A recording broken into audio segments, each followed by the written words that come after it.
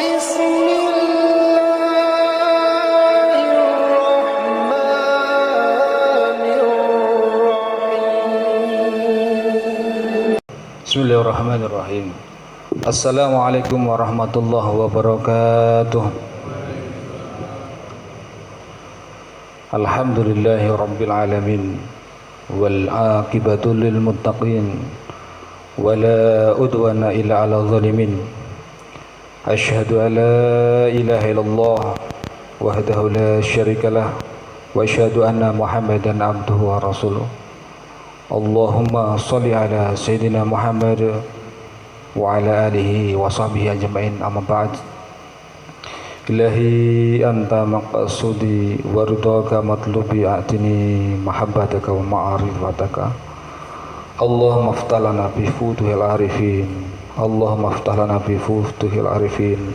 Allahumma aftah lana bi futuhil arifin. Rabbana aftah bainana wa baina qaumina bil haqq wa anta khairul fatihin. Ila hidratin Nabi. Al-Fatihah. Bismillahirrahmanirrahim. Alhamdulillahi rabbil alamin arrahmanir rahim maliki yaumiddin. Iyyaka na'budu wa iyyaka nasta'in. Shiratal mustaqim. Shiratal ladzina an'amta 'alaihim ghairil maghdubi 'alaihim waladdallin. Amin. Yang sama-sama kita hormati sesepuh penasihat Lembaga Dakwah Thariqah Qadiriyah Naqsabandiyah Pondok Pesantren Suryalaya, Bapak Kiai Dimari Nur Hasim, Ibu Hajah Negro Keswantoro, dan yang tidak bisa saya sebut satu persatu, para kiai, para ustadz, para pengurus, ya, dari ketua, wakil ketua, sekretaris, bendahara dan jajarannya, serta ikhwan wal akhwat Thariqah Qadiriyah Naqsabandiyah Pondok Pesantren Suryalaya yang mulia.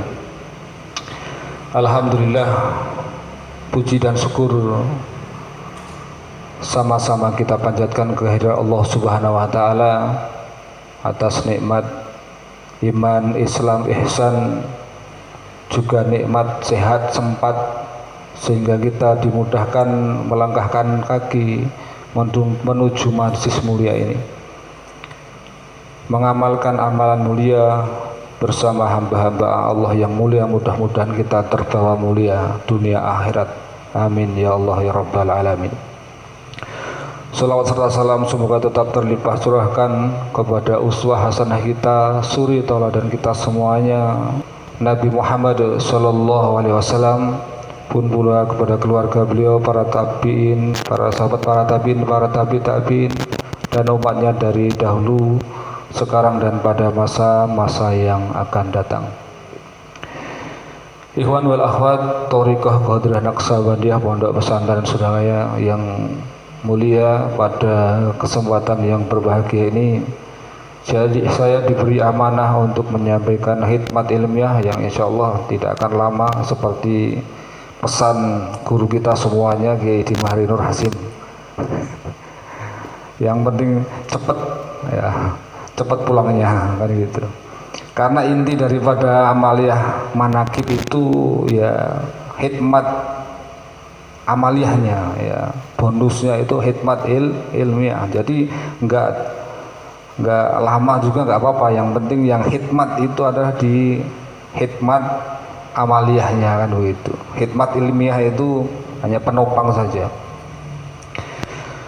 Ikhwan wal akhwat Thariqah Qadiriyah Naqsabandiyah yang saya hormati, izinkan saya menyampaikan ya salah satu kalam dari guru agung kita Pangresa Abah Anom. Di antara kalam beliau adalah beliau pernah mengatakan, zikir la ilaha illallah itu, atau zikir itu ibarat nasi. Ya, Guru Agung Pangresa Abah Anom mengatakan zikir ya la ilaha illallah itu ibarat nasi. Kalau nasi sudah matang, tinggal cari lauknya, kan begitu. Ini kata seakan hanya analogi yang sederhana, tapi maknanya luar biasa, hadirin. Ya, maknanya sangat dalam sekali. Ya, Coba kita renungkan bersama-sama.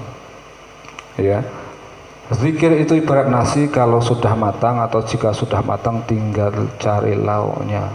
Nah, masalahnya adalah matangnya itu seperti apa? Nasinya itu kan begitu. Lalu di dalam kitab Mifsahul Sudur itu beliau menukil satu ayat Quran surat Muhammad ayat 19. Fa'lam annahu la ilaha illallah. Fa'lam, ketahuilah, ya.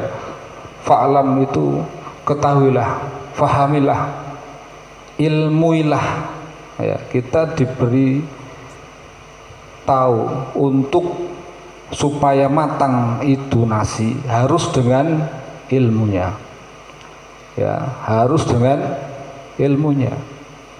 Ya, jangan mengamalkan ya, la ilaha illallah tanpa ilmu. Maka yang pertama, supaya agar zikir itu kita menjadi matang, ya, zikir bukan hanya ritual, ya, ibadah semata yang kita amalkan ba'da sholat fardu minimal, ya, minimal kita amalkan ba'da sholat fardu 5 waktu. Tidak sekedar itu, tapi kita harus betul-betul ya faham akan makna dari kalimat la ilaha illallah, tahu tentang la ilaha illallah. Maka karena pentingnya ini, maka beliau mengutip ayat di pasal 1 itu beliau langsung yang disebut dengan pasal zikir nafi isbat itu, ya, pasal yang kalimat zikir nafi isbat itu, fa'lam annahu la ilaha illallah, la ilaha illallah. Ketahuilah, camkan, perhatikan, ketahui, ilmuilah tentang la ilaha illallah. Karena ada ikhwan, ya, saya pernah mendengar ada ikhwan yang datang kepada Parsabahan, ya. Ini kejadian yang sangat luar biasa, mungkin di antara kita belum pernah mengalami kejadian ini. Ya, ikhwan ini mengamalkan zikir la ilaha illallah, ya, la ilaha illallah, la ilaha illallah, ya. Itu sampai-sampai kalau dia menengok ke sisi sebelah kanan, ya, sisi sebelah kanan, dia lihat Kanjeng Nabi Muhammad SAW. Nengok sebelah kiri, dia melihat Syekh Abdul Qadir Jailani. Kata Pangersabana, teruskan zikirmu, tetap mengamalkan la ilaha illallah, karena menurut beliau belum sampai kepada kalimat hak yang dimaksud dengan kalimatul ikhlas, kalimatul hak, yaitu la ilaha illallah. Maka hadirin yang mulia, di samping kita faham maknanya yang insya Allah kita semua sudah paham, karena kita sudah banyak, ya, belajar tentang kalimat ini, bahkan khusus kalimat ini kepada guru-guru kita semuanya, para wakil talqin yang sudah bicara di hikmat ilmiah atau mungkin di kursus-kursus, ya. Dikatakan bahwa la ilaha illallah itu, ya, kalimatul haq, kalimat yang benar, kalimatul ikhlas, kalimat yang satu-satunya kalimatul ikhlas, dan kalimat-kalimat thayyibah lainnya ada dalam kalimat la ilaha illallah. Maka setelah kita mengetahui daripada makna daripada la ilaha illallah itu, kalimat la ilaha itu adalah menafikan, ya, menzerokan, mengenolkan, meniadakan, ya, selain Allah, ya. Lalu illallahnya itu isbat, menetapkan bahwa satu-satunya ilah adalah Allah. Nah, kita sudah paham itu. Maka itu harus kita jiwai, ya, harus kita jiwai, bukan kita pikirkan, bukan zikir lalu mikir, ya, toh, bukan. Seperti termaktub di dalam Al-Quran surat Ali Imran, alladzina yazkurunallah qiyaman wa qu'udan wa ala junubihim wa yatafakkaruna fi khalqis samawati wal ard. Kalau zikir kepada Allah jangan mikir, kan begitu di dalam ayat itu dikatakan oleh Kiai Wafi. Maka yang dimaksud menjiwai itu adalah adanya kesadaran, ya, kesadaran bahwa Allah adalah satu-satunya hak yang berhak disembah. Tiada ilah selain Allah. Nah, saya mengutip salah satu mufasir kita, Imam Jalaluddin Asyuyuti, ketika menafsirkan Quran surat Muhammad ayat 19 ini. Beliau mengatakan, "Tum ya Muhammad ala ilmika bidzalikan nafi fil kiamah." Ya.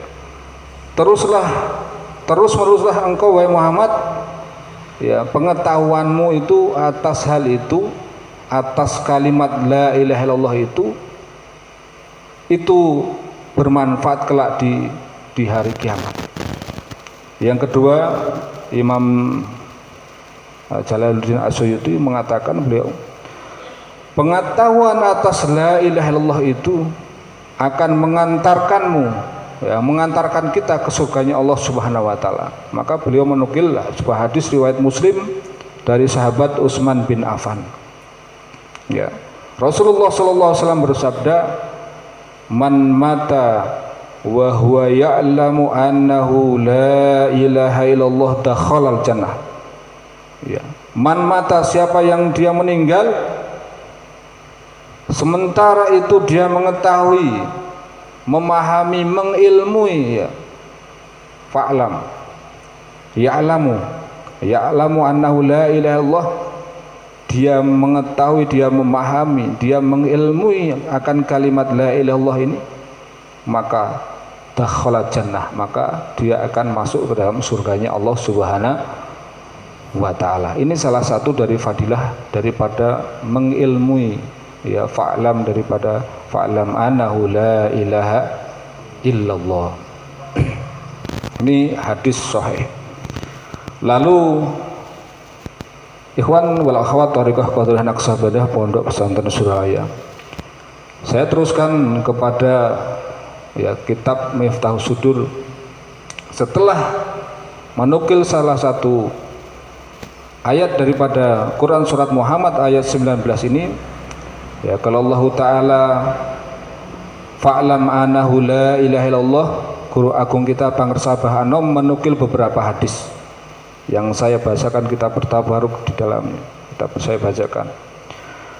Qala Nabi sallallahu alaihi wasallam, afdalu ma qultu ana wa nabiyuna min qabli la ilaha illallah. Zikir yang paling utama dibaca olehku dan para nabi-nabi sebelumku adalah la ilaha illallah. Tsumma qala, man qala la ilaha illallah khalisan mukhlisan dakhala jannah. Ya. Barang siapa yang membaca la ilaha illallah ini dengan ikhlas, khalisan mukhlisan, dakhala jannah, maka dia akan masuk surganya Allah Subhanahu wa taala. Lalu beliau menukil lagi, tsumma qala laisa ala ahli la ilaha illallah wahsyatun fi quburihim wala fi nusurihim. Ya, bagi la ilaha illallah tidak akan menemui keburukan di dalam kubur mereka dan tidak pula saat dibangkitkan dari kubur mereka. Nah, ini adalah nukilan beliau tentang banyaknya keagungan, kemuliaan daripada ketika kita mengetahui kalam, ya, zikir la ilaha illallah. Jadi inilah kemuliaan daripada la ilaha illallah. Maka yang pertama adalah kita mengilmui, tahu tentang ilmunya. Ya, setelah tahu, kita mempraktekkan daripada la ilaha illallah ini dalam kehidupan kita sehari-hari. Ya, bukan sebatas ritual yang kita amalkan setiap ba'da sholat fardu atau mungkin ba'da sholat sunnah yang lain, tapi kalimat itu kita amalkan sampai akhir hayat kita. Ketika ya ada kecenderungan hati qalbu kita kepada selain Allah, maka segeralah lafadzkan kalimat la ilaha illallah, tiada Tuhan, tiada ilah selain Allah. Ya, karena guru agung kita mewasiatkan kalau putus sambung, kalau putus disambung, ya, kalau lupa ingat. Ini perkataan beliau, guru kita Syekh Ahmad Sohibul Wafa Tajul Arifin. Ya, bukan misalnya setelah kita selesai 165 itu kita terus bawa tasbih kemana-mana kan itu. Ya tidak. Ya, tapi tawajuh, qalbu kita tawajuh kepada Allah Subhanahu wa ta'ala. Yang ini yang berat. Ya, dalam pengamalan sehari-hari kita tawajuh terus, ya. Banyak-banyak ketika kita sulit, maka robitoh kepada guru agung kita Pangarsa Abah Anom, supaya apa? Beliau membimbing kita agar kita mudah di dalam mengamalkan kalimatul haq, kalimatul ikhlas, kalimatul sabri, ya. Jadi prakteknya begitu. Kalau yang paling sederhana adalah ketika kita ada masalah. Ketika kita ada masalah. Nah, ketika kita respon spontan dari masalah itu, ketika sesuatu itu, masalah itu membuat kita jengkel, ya, membuat kita resah, gelisah, berarti tandanya apa? Kita melupakan Allah Subhanahu wa ta'ala. Nah, kan setiap kita kan pasti ya dihadirkan masalah, ya dihadirkan masalah. Memang sunnatullah begitu. Karena kita manusia, ya. Tabarakalladzi, di dalam Quran surat alladzi khalaqal mauta wal hayata liyabluwakum ayyukum ahsanu amala. Allah hadirkan setiap masing-masing diri kita itu diuji oleh Allah, karena memang hidup itu penuh ujian, penuh masalah, dari masalah satu ke masalah yang lain. Di masalah ada keluarganya, ada masalah di keluarganya, di kantor atau pekerjaannya ada masalah di perekonomiannya, ya, status kemasyarakatan dan lain sebagainya. Dan memang masalah itu dihadirkan adalah untuk menguji kita, ya, supaya apa? Ada nilai ahsanu amala, yang paling bagus amalnya, bukan yang paling baik amalnya atau yang banyak amalnya, tidak, tapi yang paling bagus amalnya di antara kita semuanya. Nah, kalau kita menjadi pengamal la ilaha illallah pasti lulus. Pasti yang hadir, ya, ahsanu amala, yang terbaik amalnya, bukan asdaku amala, yang paling benar amalnya, atau aksaru amal, atau yang paling banyak amalnya, tidak. Tapi respon daripada kejadian, respon daripada masalah itu adalah senantiasa baik. Karena apa? Seorang la ilaha illallah dia selalu husnudzon kepada Allah Subhanahu wa ta'ala, bahwa dihadirkan masalah itu adalah untuk menaikkan level kita, derajat kita di sisi Allah Subhanahu wa ta'ala. Ya, manusiawi kalau misalnya langsung kita responnya itu, ya, ada sedih, ada resah gelisah, tapi ingat kembali lagi kata guru agung kita, kita sudah lupa kepada Allah, ya, berarti kita apa? Harus kembali kepada la ilaha illallah, ala bizikrillahi tatmainul qulub. Ketahuilah, camkan, perhatikan, ya, bahwa dengan berzikir kepada Allah, dengan la ilaha illallah ini, tatmainul qulub, akan tenang kalbu kita, akan, ya, resah gelisah yang kita alami itu akan menjadi tenang kalau kita kembali kepada Allah Subhanahu wa taala. Ikhwan wal akhwat thariqah Qadiriyah Naqsabandiyah Pondok Pesantren Suralaya. Jadi intinya pada hikmat ilmiah yang dapat saya sampaikan itu adalah mari kita ilmui kalimat la ilaha illallah itu dengan senantiasa terus belajar tentang kalimat ini. Ya, supaya kita faham apa makna daripada kalimatul la ilaha illallah. Lalu yang kedua adalah praktekkanlah, amalkanlah dalam kehidupan kita sehari-hari. Sampai kapan? Sampai kita mati. Sampai kita mati menghadap Allah Subhanahu wa ta'ala. Sehingga kita ketika mati kita berbekal la ilaha illallah.